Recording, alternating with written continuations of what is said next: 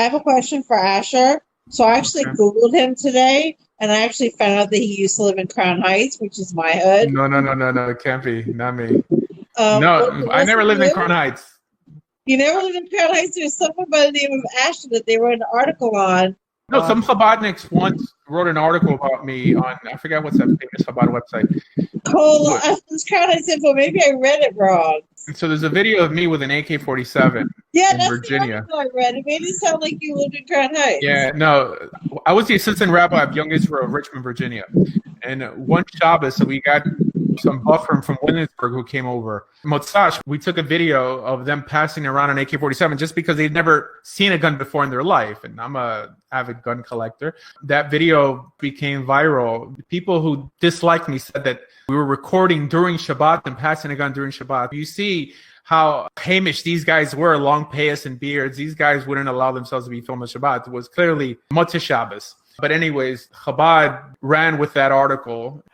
We do have a comment from the outside chat. He asks, Millennial asks, does God have a body? Oof, rough question. I guess this may be a little shocking for those who are big fans of the Rambam. The answer is that we don't know. According to the Torah, we really don't know. I don't believe he does. I believe in the Rambam's understanding, but we have to be honest and know that the Rambam laid down the philosophical parameters of Judaism as it exists today, of what God is, what God isn't, what you can't say about him, what you can't, what's the limitation of God. But remember, the Rambam lived in 1135 to 1205 of the Common Era. I mean, he wasn't a Tana, Mara, he wasn't one of the Zugos. So we have to be honest, especially if you guys ever want to start debating people who disagree with you, that you have to be very accurate when you start saying, of course, God doesn't have a body, it's a fact. Well, it doesn't say it in the Torah. Right? I mean, as a matter of fact, Pashat seems like he does have a body. Of course, the Rambam steps in and he says you can't take that literally when it says God brought you out of Egypt with a strong hand. Well, it literally says he has a strong hand there. I accept the Rambam's understanding that that's figurative. Rabbi Bachya ibn Pakuda in the Duties for the Heart, he writes that God would not punish someone for taking a statement in the Torah literally in his foolishness. It's fine. Why would he think that if someone wants to believe that God has corporeal qualities because the Hebrew scripture says so, that God's going to punish him for that? I understand it's for sure not sophisticated, but it's not punishable. One, God doesn't lay down doctrine in Torah.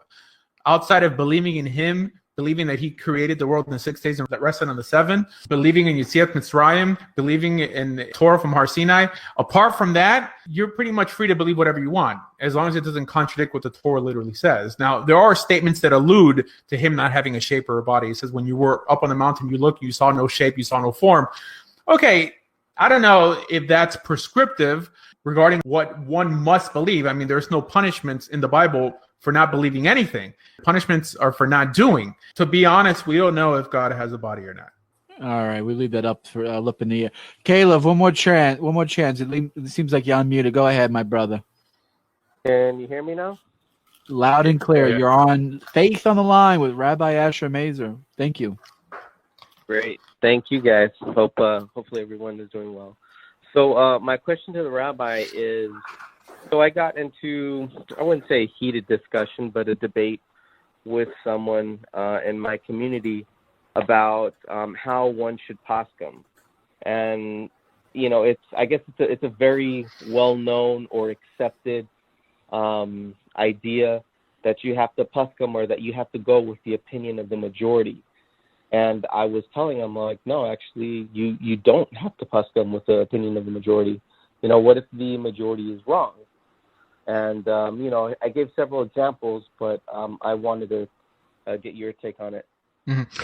Their understanding of going by what's called rov, the majority, means that if you're in a community that happens to be keeping halakha that is ambiguous, that could go either way, if they're choosing to go right, you shouldn't really go left, right? That's being with tivrosh min hatzibor, separating yourself from the community. That has nothing to do with following a community when they're actively breaking halakha.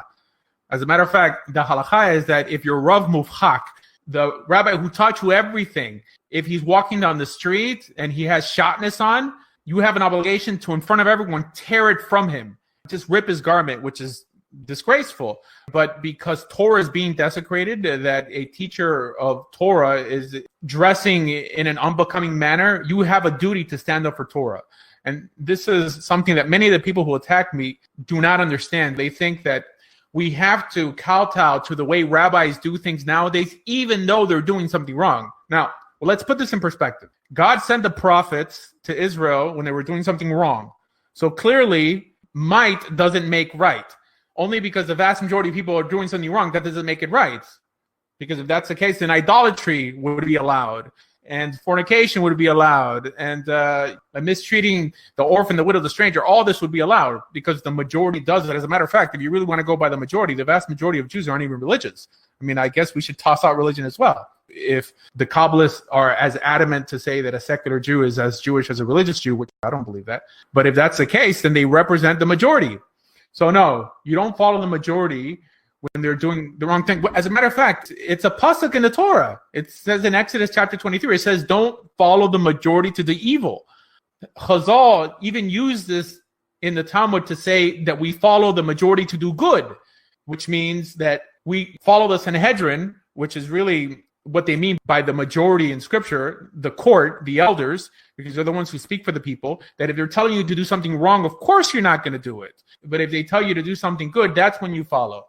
There's a statement, it appears back and forth, one in Talmud Yerushalmi and one in Talmud Bavli. It says that, because it says in Parshat Shoftim that you shall not stray from the right to the left from what they teach you, that if they teach you that your right is left and your left is right, don't follow them. Now, there's another statement elsewhere that sort of twists it, but that's the clearest understanding of it. I tell people, look, if you're going to live in a Jewish community, you have to fit in. I know the halakha, but sometimes it's a mitzvah to break a halakha, just to be normative. All right? I know the halakha is that all women have to cover their hair. That's the halakha. That's how it appears in the Talmud, Mishnah Torah, Shulchan Aruch. It's 100% clear. Like, my daughter goes to Beis Yaakov. I'm not going to send her with hair covering. She's not going to have any friends. We have to be normal as well. When it comes to breaking a rabbinic command, we also have a principle called Safek de Rabbanan lehakel, that if there's a question on the execution of a rabbinic command, we have an obligation to be lenient. And Safek de Raita lechumra, that if there's a question on how you execute a Torah command, we have to be strict. That's one of the main principles that you should go by when deciding whether to do something or not. If you live in a community, do what they do outwardly, but on your Shabbat table, the way you should teach it is make the distinction. Say, look, this is the halacha, and this I do it because it's like my minhag. I've adopted this minhag in my community just to be normal. And that's it. It's very important to go with the flow as long as Torah isn't being broken. For example, dressing up on Purim. There's no source anywhere that says to dress up on Purim. Fine. My kids love dressing up on Purim. That's most people's favorite holiday. Drinking on Purim. There's nowhere in the Mishnah that say to drink on Purim. Okay, what are you going to do? Have a little l'chaim, but know the difference. That's what you have to do, is know the difference. Most rabbis on YouTube, they make no distinction, and they're part of the dumbification of Judaism because they make no distinction. For them, they think what something that the Lubavitcher Rebbe said was given on Mount Sinai also. It's a huge dumbification. This is why these guys don't want to debate me, because I'll put them on the spot. I'll ask them, how do you define source material?